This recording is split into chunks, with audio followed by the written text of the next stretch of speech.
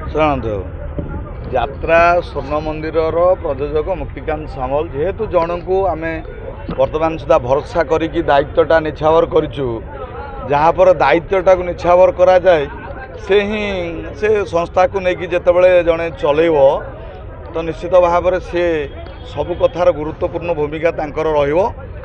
ତେଣୁ ଯେହେତୁ ଗୋଟେ ପଦକ୍ଷେପ ନିଆହେଇଛି ତାଙ୍କୁ ନେଇକି ଯେ ମୁଖ୍ୟ କଥା ସ୍ୱର୍ଣ୍ଣ ମନ୍ଦିରର ମୁଖ୍ୟ ଦାୟିତ୍ୱରେ ମଧ୍ୟ ରାଣୀ ପଣ୍ଡାକୁ ଛଡ଼ାଯାଇଛି।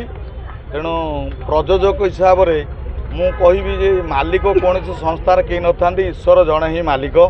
ପୂର୍ବରୁ ମଧ୍ୟ ମୋର ବାଇଟ୍ ଦେଖିଥିବେ, ମାଲିକ କେହି ନୁହନ୍ତି, ଆମେ ସମସ୍ତେ ତଳେ ଅଛନ୍ତି କର୍ମଚାରୀ, ଆମେ ଖଟୁଛନ୍ତି, ପେଟ ପୋଷୁଛନ୍ତି। ମାଲିକ ଜଣେ ଉପରବାଲା, ତଳେ କେହି ମାଲିକ ନାହାନ୍ତି।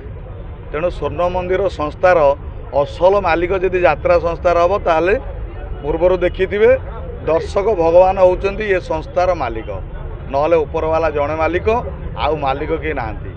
ଯେ ମାଲିକ କହିବ ସେଇଟା ଅହଙ୍କାର, ଯିଏ ବି କହୁ XYZ ଯିଏ ବି କହୁ ମାଲିକ ଶବ୍ଦ ଗୋଟେ ଅଲଗା ଜିନିଷ, ସେଇଟା ଅହଙ୍କାର ଶବ୍ଦ ଆସେ ମୁଁ କହିଲେ। ତେଣୁ ସ୍ୱର୍ଣ୍ଣ ମନ୍ଦିର ମୁକ୍ତିକାନ୍ତ ସାମଲ ପ୍ରଯୋଜକ, ଏଠି ଶୁଭ ମୁହୂର୍ତ୍ତରେ ବି ଦେଖିଥିବେ ରାଣୀ ପଣ୍ଡା ମଧ୍ୟ ପୂର୍ବରୁ ଆମ ପାଖରେ କାମ କରି ଆସିଥିଲେ। ଏଥର ଆମେ ତାଙ୍କୁ ନେଇକି ମଧ୍ୟ କାମ କରିବୁ ଏବଂ ସମ୍ପୂର୍ଣ୍ଣ ଦାୟିତ୍ୱଟି ଏଥର ତାଙ୍କୁ ହସ୍ତାନ୍ତର କରିଛୁ। ରାଣୀ ପଣ୍ଡାଙ୍କ ପାର୍ଟି ଅପେକ୍ଷା ମନଟା ବହୁତ ଭଲ, ନିଶ୍ଚିତ ଭାବରେ ଏଇଆ ରାଣୀ ପଣ୍ଡାଙ୍କ ପାର୍ଟି ଅପେକ୍ଷା। ଶୁଣନ୍ତୁ, ରାଣୀ ପଣ୍ଡା ଯେତେବେଳେ ରାଣୀ ପଣ୍ଡାକୁ ସବୁ କଥାରେ ବ୍ୟାନ୍ କରାଯାଇଥିଲା ସେତେବେଳେ ସ୍ୱର୍ଣ୍ଣ ମନ୍ଦିର ସୁଯୋଗ ଦେଇଥିଲା, ସ୍ୱର୍ଣ୍ଣ ମନ୍ଦିରରେ ସେ କାମ କରିକି ଯାଇଛନ୍ତି। ମଣିଷ ଜଣନ୍ତୁ, ମଣିଷ ସବୁବେଳେ ସମୟ ପରିସ୍ଥିତିର କ୍ରୀତଦାସ।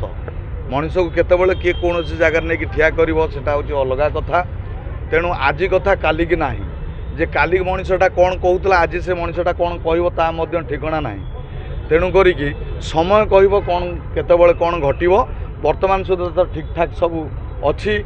ଯିଏ ତୁଣ୍ଡରେ ଖରାପ ତା ହୃଦୟଟା ଭଲ, ଆଉ ଯିଏ ହୃଦୟରେ ଚୁପଚାପ ରହିଥିବ ତୁଣ୍ଡରେ କିଛି କହୁନଥିବ ସେ ଲୋକଟା ସାଂଘାତିକ। ମଧୁର ବିନୟ ବଚନ, ହଁ ମାନେ କଥା ନାହିଁ ନା, ବୋଲିଣ ମଧୁର ବଚନ ତୋଷିବ ଜନମନ କିନ୍ତୁ ମାରୁଥିବ ଡ୍ୟାସ ଘନ ଘନ, ସେଭଳିଆ ଦରକାର ନାହିଁ। ତେଣୁ କରିକି ଗୋଟେ କଥା ହେଉଛି ମନଟା ସଫା ରହିଲେ ସବୁ ଭଲ। ତୁଣ୍ଡ ସାଙ୍ଗରେ କିଛି ନାହିଁ। ତୁଣ୍ଡ ତ ହୁଏତ କିଏ କେତେବେଳେ ଖରାପ କ'ଣ କହିଦେଉଛି କ'ଣ ନାହିଁ ସେଇଟା କଥା ନୁହଁ। ମଣିଷ ମନଟା କ'ଣ ଅଛି ସେଇଟା ବଡ଼ କଥା। ରାଣୀ ପଣ୍ଡା କ'ଣ ଗୋଟେ ହୃଦୟବାନ ଝିଅ ଏ କଥାକୁ ସମସ୍ତେ ମଧ୍ୟ ଜାଣୁଛନ୍ତି। ତାପରେ ମୁଁ ବେଶୀ କ'ଣ କହିବି, ମୋଠୁ ବଡ଼ ଭାଇ ସତ୍ୟ ଭାଇ ଅଛି, ସିଏ ବେଶୀ ଜାଣିଛନ୍ତି ଏ ସଂସ୍ଥା ବିଷୟରେ। ମୁଁ ନିମିତ୍ତ ମାତ୍ର। ଏ ସଂସ୍ଥାଟି ବି ଯଦି ଟିକେ ଟିକେ ବଢ଼ିକି ଆସିଛି ତାଙ୍କର ମଧ୍ୟ ଭୂମିକା ବହୁତ, ସେ ବହୁତ ସାହାଯ୍ୟ କରିଛନ୍ତି। ଯାହାକି ମାନେ ବିଗତ ଦିନରେ ସ୍ୱର୍ଣ୍ଣ ମନ୍ଦିର ସୃଷ୍ଟି ହେଲା ଛୋଟିଆ ସଂସ୍ଥାଟି, ଆଜି ଯଦି ବଡ଼ ସଂସ୍ଥା ହେଇଥାଏ ତାଙ୍କର ମଧ୍ୟ ଅବଦାନ ଭାଇ ବହୁତ ତାଙ୍କ ଆଶୀର୍ବାଦ, ତାଙ୍କ ସାହାଯ୍ୟ ସହଯୋଗ, ଗାଡ଼ି ଘୋଡ଼ାଠୁ ଆରମ୍ଭ କରି ସବୁ ମୋତେ ସହଯୋଗ କରିଥିଲେ ଯେତେବେଳେ ମୁଁ ଛୋଟିଆ ସଂସ୍ଥାଟେ ଆରମ୍ଭ କରିଥିଲି। ତାପରେ ଆଜି ଏତିକି ବାଟ ଯାଇଛି। ଯେହେତୁ ଟିକେ ମୋର ସ୍ୱାସ୍ଥ୍ୟଗତ କାରଣ ଟିକେ ଅଛି, ଦେହ ପା ମୁଁ ଅପରେସନ୍ ହେଇଛି ଅସୁବିଧା, ସେହେତୁ ରାଣୀ ପଣ୍ଡା ବିଗତ ଦିନରେ ଥିଲେ ଆମେ ଅନୁଷ୍ଠାନଟି ବନ୍ଦ କରିବାକୁ ଚାହୁଁଥିଲୁ, ଯେହେତୁ ନିଜେ ଟିକେ ଦାୟିତ୍ୱ ନେଇପାରିବି ନାହିଁ ବୋଲି। ସେ ଯେହେତୁ ପୁରୁଣା ଭାବରେ ଆମ ପାଖରେ କାମ କରିଥିଲେ, ମନ ମିଳେଇ କାମ କରିଥିଲେ, ତେଣୁ ଚାହିଁଲେ ନା ଅନୁଷ୍ଠାନଟି ତାଙ୍କ ପାଇଁ ସୁଇଟେବୁଲ୍ ହେଇଛି ଏବଂ ସେଇଠୁ ଘୋଡ଼ା ହାତୀ ଗଣ୍ଡା ଏକା ଲଢ଼ିବ ରାଣୀ ପଣ୍ଡା ନାଟକରୁ ସିଏ ମଧ୍ୟ ଆଗକୁ ଆସିଛନ୍ତି। ତେଣୁ ଅନୁଷ୍ଠାନ ପାଇଁ ତାଙ୍କର ମଧ୍ୟ ନିଶ୍ଚିତ ଭାବରେ ମନୋଭାବ ସେଇଆ ଥିଲା, ସେ ଆଗକୁ ବଢ଼ି ଆସିଛନ୍ତି ଅନୁଷ୍ଠାନଟାକୁ ଆଗକୁ ଚଳେଇକି ନେବା ପାଇଁ।